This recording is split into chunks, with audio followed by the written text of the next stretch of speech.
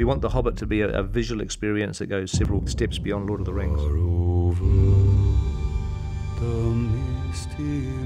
Fans of The Hobbit, they're going to get so much more.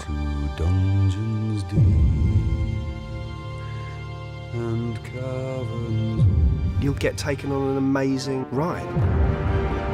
So, this is The Hobbit. I cannot guarantee his safety. Understood?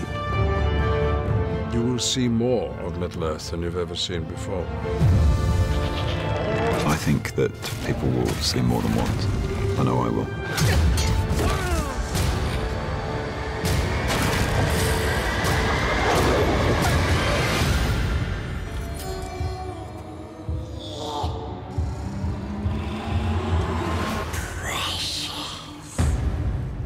When we made The Lord of the Rings, I was absolutely sure that that was going to be a once-in-a-lifetime experience. I never realized that 10 years later, we were doing it all over again. We actually shot for 266 days on The Hobbit, which was exactly the same number of days that we shot on The Lord of the Rings. So I've sort of done the once-in-a-lifetime experience twice, but not a third time. There won't be a third time. It was a little bit like returning to summer camp. You know, so many of the people who were part of the first journey are part of this journey. It's all coming back to me. It was extraordinary coming back onto set with those same people. You looked around at all the faces in the crew and thought, here we go. The same creative talent. 20 or 30 of the most senior people were Lord of the Rings veterans. What a would have treat. thought it would ever have happened again. I know.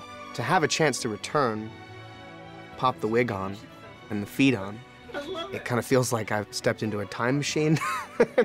And I get to meet all of these other actors who are coming along for the real long journey and sort of seeing in them a little bit what we felt like when we started.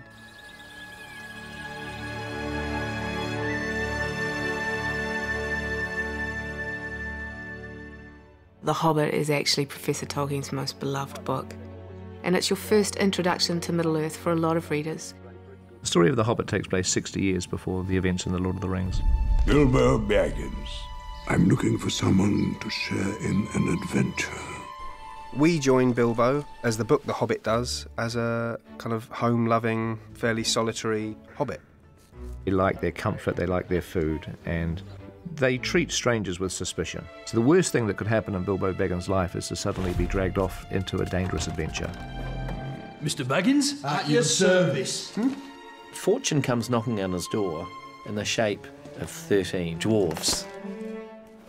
Far over the misty mountains cold. Far to the east, over ranges and rivers, lies a single solitary peak. The dwarves' home is called Erebor, otherwise known as the Lonely Mountain. When you enter, you're in the middle of this vast subterranean palace carved out of solid rock. Gold and jewels were the resource on which they built their dwarf kingdom. There was this huge amount of gold which attracted the dragon, Smaug. Dwarves try to defend Erebor, but there's nothing they can do. Erebor is literally ripped apart. Since then, the dwarves have been a wandering people, and many of us have been homeless. We will seize this chance to take back Erebor! The dwarves that turn up at Bag End are the only volunteers that have decided to back this quest.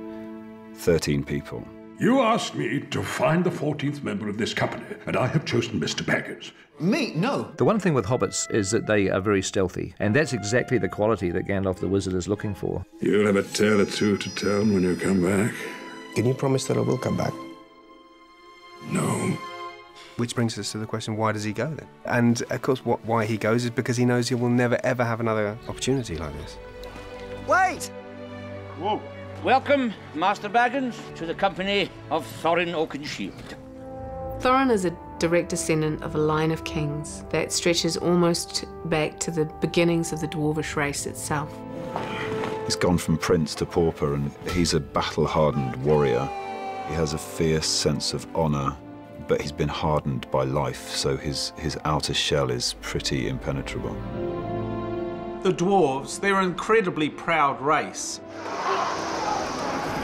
They have a fire in their blood. They would unnervingly take on any race. They're the kind of people you'd want on your side in a fight. We are very loyal, and we would do anything for our brothers. They're very passionate, and they laugh 1 minute and then they fight the next minute, and then they like hug the next minute. So they're very, you know, they're up front with their emotions. One of the scary things about adapting The Hobbit is the fact there's 13 dwarves. And differentiating those characters was important. Ne ikrit fund. Like he said, never trust an elf. In the book, it's really only 3 or 4 of the dwarves that are kind of expanded in any real way. Gimli in the first film has a very distinctive look, but when you have 13 dwarves in scenes, if they all look the same, it's going to be very difficult for the watching audience. Everyone is very different in a very individual way. It's, yeah, I'm glad I didn't have to do anything. I just stick on the costume, thank God. I think it's probably a couple of thousand drawings were made. Millions of different ideas, running all over the place. If they were all standing on a mountainside, you had to know who they were, just from the shape. It's great. This is the best part of the whole job. You're not funny. It's supposed to be a light spritz. No, it's It is. Oh, no. Each dwarf has his own look and his own style and their own weapons. Shut your mouth! We managed to invent all kinds of interesting methods of warfare. Some fun, some lethal, or some fun, but all lethal. In the end, Pete fell in love with each and every one of those characters. And as much as there's a little bit of dwarf in Peter, I think there's a little bit of Peter in all those dwarfs. Here we go, rotate. The wonderful thing about Peter and his team is that they make it the book and something else. People always say, well, it's this very relatively slight novel, and so how come it's 3 movies? The Hobbit was almost a lifetime's work for Tolkien. We went into the appendices, which you find at the end of The Lord of the Rings, and you learn very specifically about events that occurred in The Hobbit. We're actually expanding The Hobbit, but using Tolkien's notes in the appendices very much as our blueprint. Gandalf, where are you going? Gandalf in The Hobbit, he's often away doing other business, and quite what that is not revealed in the novel. In the films, we get to see what Gandalf was up to when he wasn't on the journey. Tolkien, he created a whole world, the different creatures or people who live in that world, and real history stretching back thousands of years. There's going to be some new characters that are part of Tolkien's story that people haven't thought about. The dark part has found a way back into the world. Excitement looms. Well, Radagast is a wizard. One of the 5. We know that he's an animal-loving, forest-dwelling wizard. Your mind instantly goes to a ragged hermit-type figure. But he loves the animals and the birds in the bushes. I'll draw them off! Go! Oh, dear, oh, dear. Radagast, he's all here in his heart. It's not perhaps quite all there.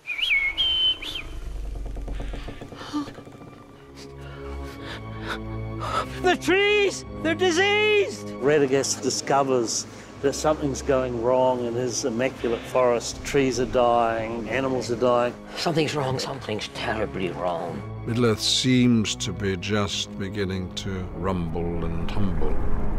For 400 years, we have lived in peace. Are we at peace? Orcs attacked us on the road. As part of the expanded Middle-earth universe, Tolkien came up with the idea of the White Council, which is the United Nations of Middle-earth to some degree. Gandalf, Elrond, Galadriel, Saruman, they play a role in illuminating those sort of broader political landscape. The White Council. They represent enormous power. There's suspicion amongst all of them that there's this building power of evil getting stronger and stronger. It has to be more than just the dwarves' quest, because their quest is being affected by Middle-earth events and the rise of evil. Seeds being planted for what eventually becomes the time period that we meet in Lord of the Rings, that lead to the great fight for Middle-earth. If you watch then this suite of films in their entirety, it's wonderful that Peter's able to weave those subtle connections between the films.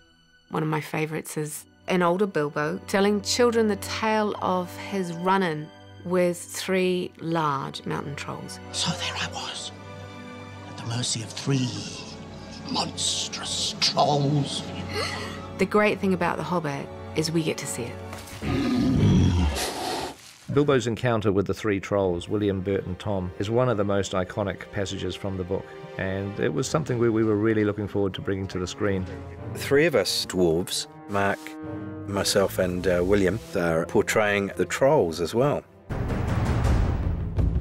There were 3-4 days there with Peter on the mocap studio, and we had a tremendous time there, just being in our grey suits. Are we having horse tonight or what? Shut your cake hole. You're like a really dysfunctional group of 3 flatmates.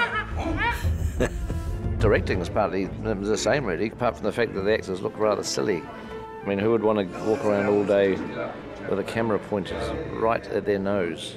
The process of getting the trolls animated, we take the data that's been tracked from the mocap stage, and then we started refining that motion, and it was the first time we saw trolls actually verbalising. Now, are there any more of you little fellas hiding where you shouldn't? Make him squeal!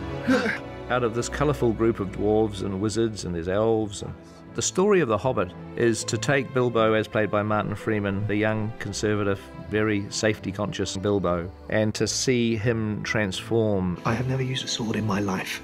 He finds a bravery that he didn't know he had, and he finds a sort of nobility that he didn't know he had. And none of the others knew he had. Throughout the course of the quest, Bilbo surprises the dwarves at every stage. Bilbo goes on the journey, and he's changed forever. Was lost.